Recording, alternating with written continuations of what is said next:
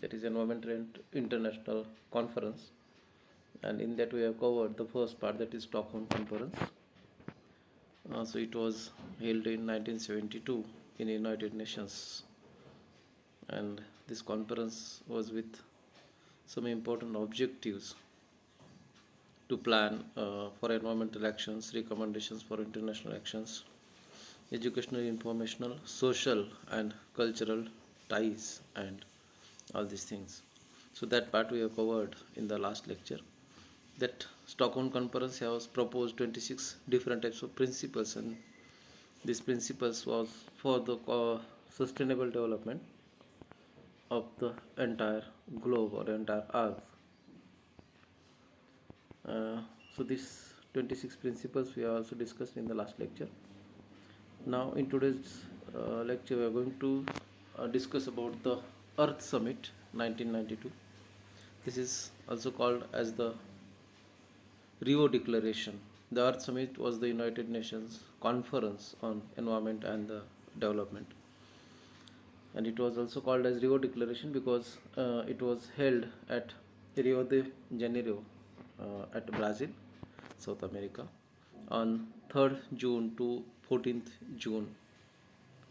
In that conference or Rio Earth Summit, 170 countries were participated, and more than 44,000 peoples around the world were participated in that conference or that Earth Summit. The objectives of that Earth Summit was the protection of land, protection of atmosphere, protection of water, protection of biodiversity, proper environmental management, and to avoid pollution hazards. Including these, there are certain objectives to improve the quality of life, sustainable development, and to create global awareness. So among these important objectives, the most important objectives again was the sustainable development for natural resources, long-term quality and abundance of natural resources, and to create global awareness on environmental issues such as global warming, acid rain, and deforestation. So in that Rio conference, including the others like protection of land, then atmosphere, then water, biodiversity, and to avoid the pollution hazards, the sustainable development, and the motive of that uh, Earth Summit was to improve the quality of human life. So in total, when we consider the Rio Declaration as well as the Stockholm Conference, all these are with motive to improve the human life or human health. And with that motive, in the Rio Declaration, about 21 different principles were formulated, and all these principles are related with the protection of environment, conservation of environment, as well as to improve the human life or to improve the human welfare.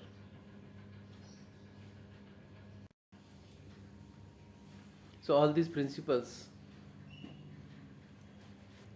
were with the motive to motive with the human as at the center, and the sustainable development was the major goal for the Rio Declaration,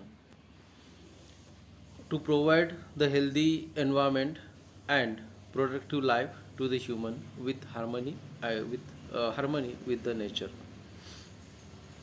And in according to the major initiatives or major goal of this Rio Declaration or Rio Earth Summit, the major focus was to the human life. Including this, there are certain principles, specific principles, which have major focus on different issues of environmental conservations. So, in that, the second principle was to provide the right to explore or the exploit the natural resources of that state or the country, and that resources should be exploited in accordance with the environment and developmental policies. The third principle provides the right of development to each of the individual country, and this development should meet development as well as the environment need. of present and future generation. So what that particular statement states, we should go for the development, but that development should in hand with the environmental needs, and care should be taken about the future generations. In order to achieve sustainable development, environmental protection shall constitute an integral part of developmental process. So, environmental protection is the important issue or important thing that should be considered, and it cannot be isolated. That means environmental protection and development should go hand in hand. So, whenever the development is assigned or developmental projects are assigned, that developmental project should consider the environmental protection.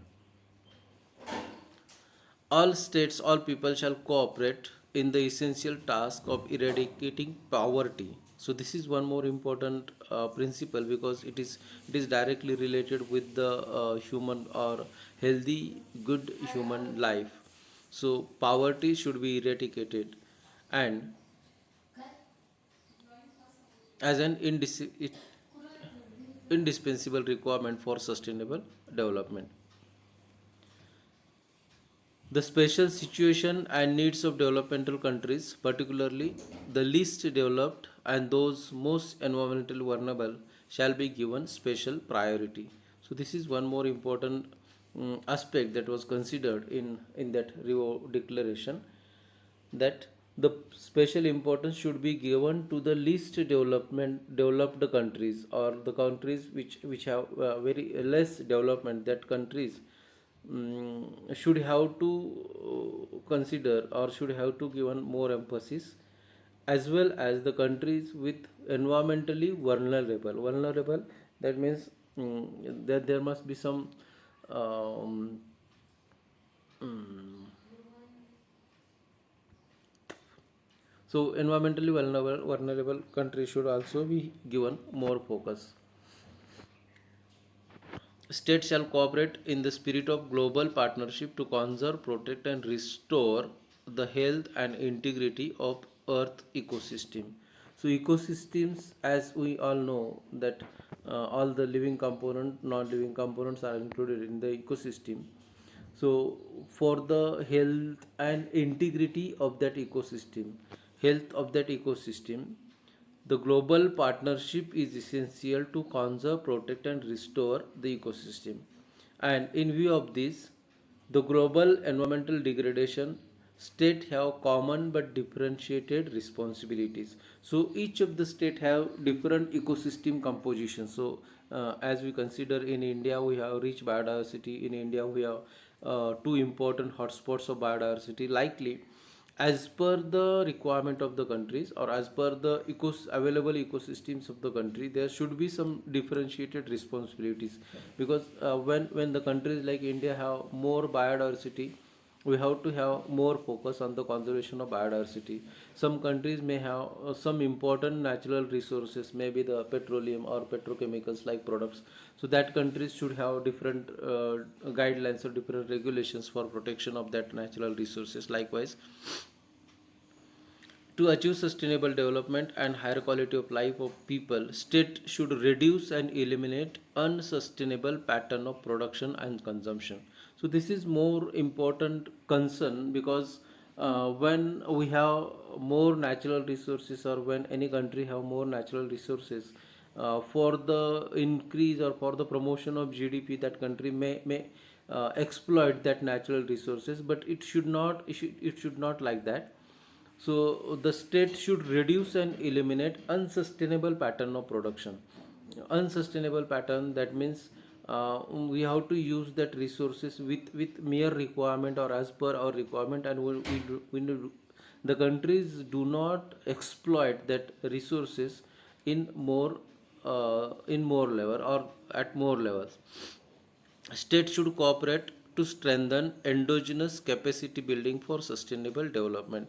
So endogenous, that comes again with the specification that the specific country or each of the country should have their own endogenous, that is for own capacity building for sustainable development. Again, the sustainable development is the important word here also. and by improving scientific understanding through exchange of scientific and technological knowledge.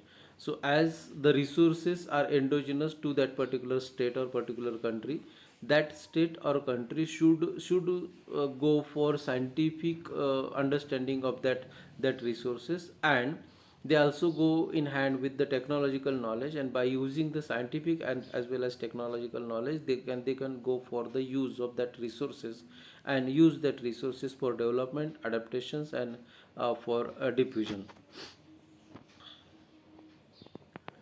The next principle is the environmental issues are best handled with the participation of concerned citizens. So this is one more important aspects, that given the priority to the importance of the citizens.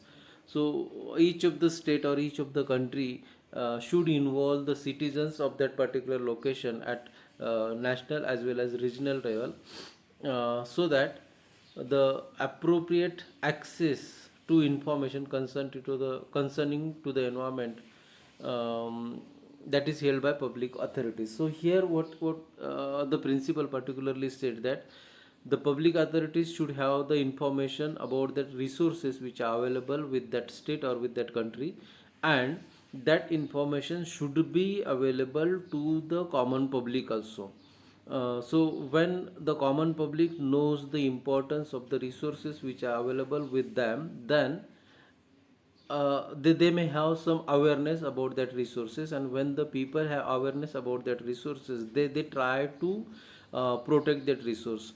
So in short, what that particular principle states, all the local people of that particular region or the country should know the importance of the resources which are available with them. When we know the importance of that available resource, then we may try for the protection of that resource, or we may try for the conservation of that resource. And for that, the public authorities should avail all such information to the common public, as well as effective judicial and administrative proceedings are essential for redress and remedy. If there are some issues for the control or for the conservation of that particular resource, there must be some judicial or administrative procedures. So rules and regulation must be there for protection of that resource. States shall enact effective environmental legislation, environmental standards, and management objectives, and priority should reflect the environment and developmental context. Again, the word comes the development as well as the environment. So there must be some regulations or legislation for the conservation of that resources. In this case, there is one more concern. The standards applied by some countries may be inappropriate or unwarranted economic and social cost to the other countries. So as I just mentioned, that in India we have the hotspots of biodiversity, we have more biodiversity. For conservation of biodiversity, the regulations or environmental legislation must be different in India, because the diversity is more, and protection of diversity is the major goal for India. That case may not be applicable to the other countries, or the countries maybe in the Africa, or maybe in the desert areas, like Dubai or all these countries. So the legislations or regulations for India will be different, and legislation regulations for Dubai or the countries in deserts may be different. States should cooperate to promote a supportive and open international economic system that would lead to economic growth and sustainable development in all countries, to better address the problems of environmental degradation. So, at international level, there must be some common platform for the protection of environment, and economic growth or economic development of all the countries should be considered here. As an example, we are importing the petrochemicals or petroleum products from other countries. So the resources are available with them, and we are lagging behind for such type of resources. So in that case, for the economic development of India as well as the countries which are producing the petrochemicals, there must be some international support system for the exchange of resources or use of that resources. And in line with this, the trade policies measure for environmental purpose should not constitute a means for unjustifiable international trade. State shall develop national law regarding liability and compensation for the victims of pollution and other environmental damages. So, at the state level as well as at the country level, there must be some liabilities or penalties or compensation for the victims of pollution. So, when any person add pollutants into the environment, there must be some liabilities or there must be some compensation for such people. So that practice we have observed when in our state also, in Maharashtra also, there was ban for plastics. And when the ban was declared by the state government, there was some fine for use of the plastic bags or plastic material. And we have also observed that things, many times we have read in the newspaper that the use of plastic was banned, and after that many peoples were punished, many peoples were fined for the handling of plastic material. So this is the liability or compensation for the victims for pollution. State should effectively cooperate to discourage or prevent the relocation and transfer of to other state of any activities or substance that cause severe environmental degradation. So there is a ban. Still now there is a ban for transport of exposure or transport of material which is causing damage to the environment.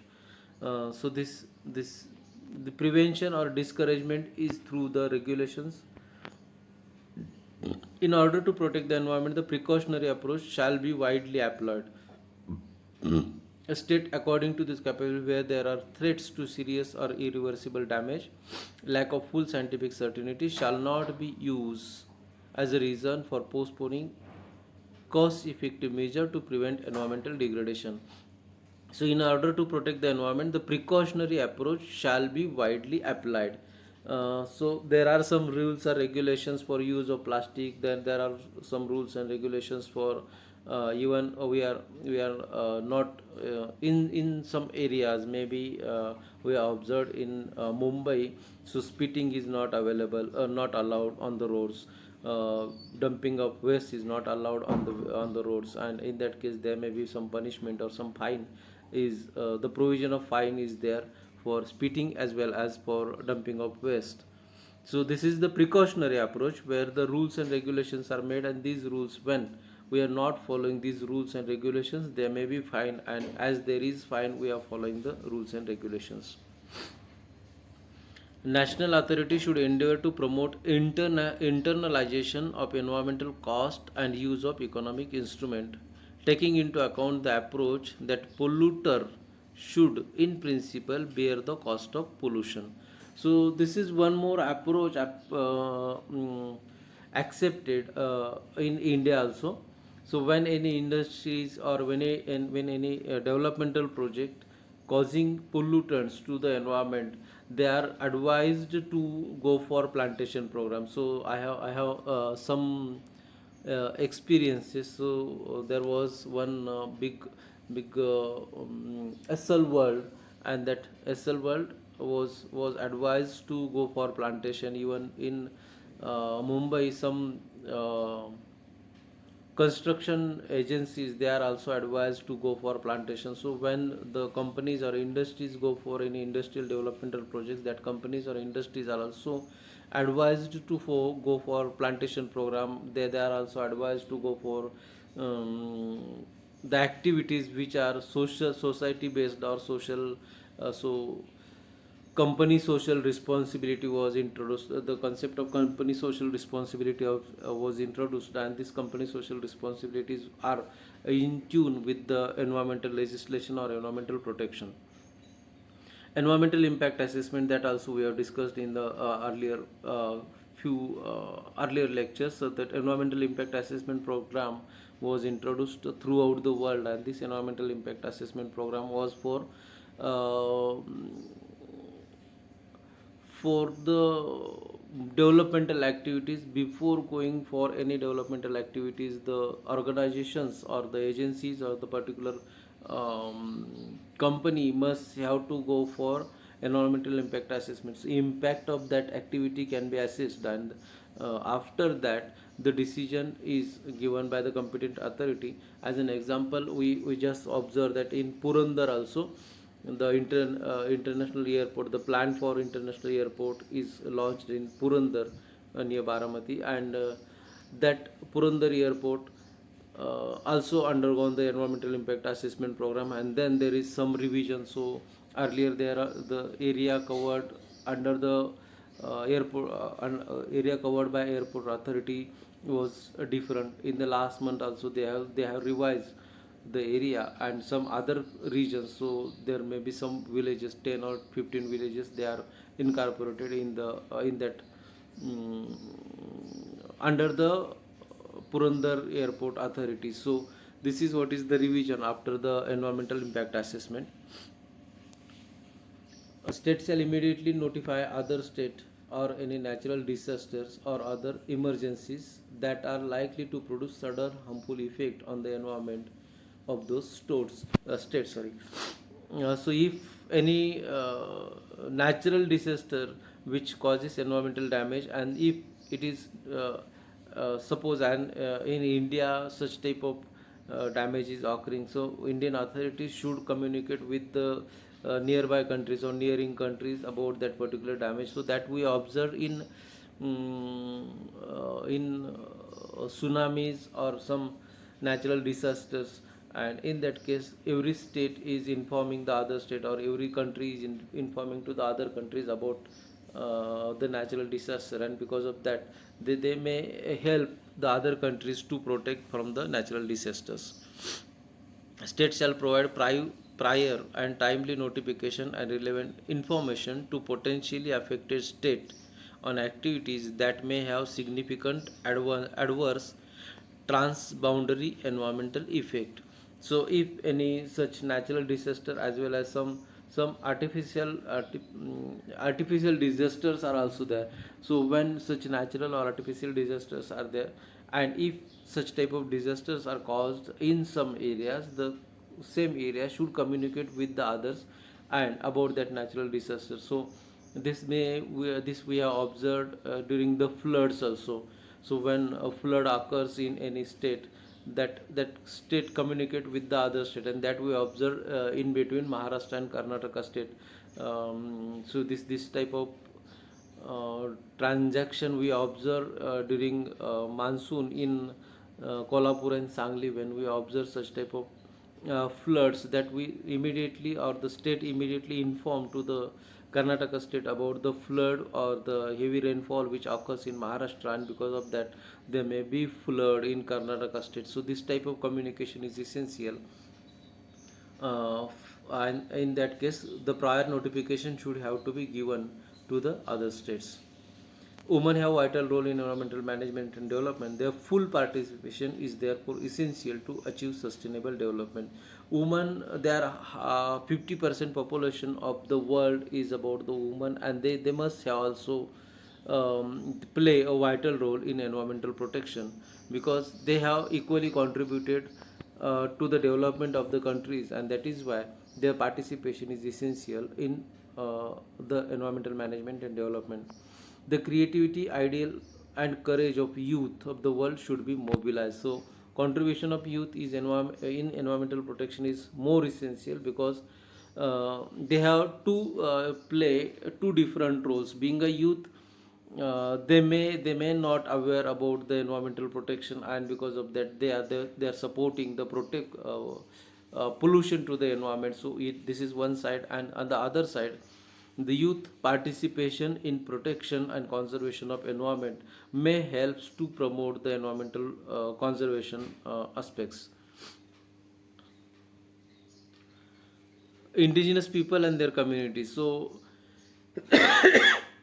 the local communities, contribution of local communities is again essential, because the local communities have important role. So as I am residing in Maharashtra state, and I am observing the huge biodiversity of biodiversity in the coastal or western coastal region or western Ghat region, then if I know the importance of these different types of resources, then I may help in the protection of that resource. If I am not aware about that resource, then in that case may I am not protecting the environment in full scale.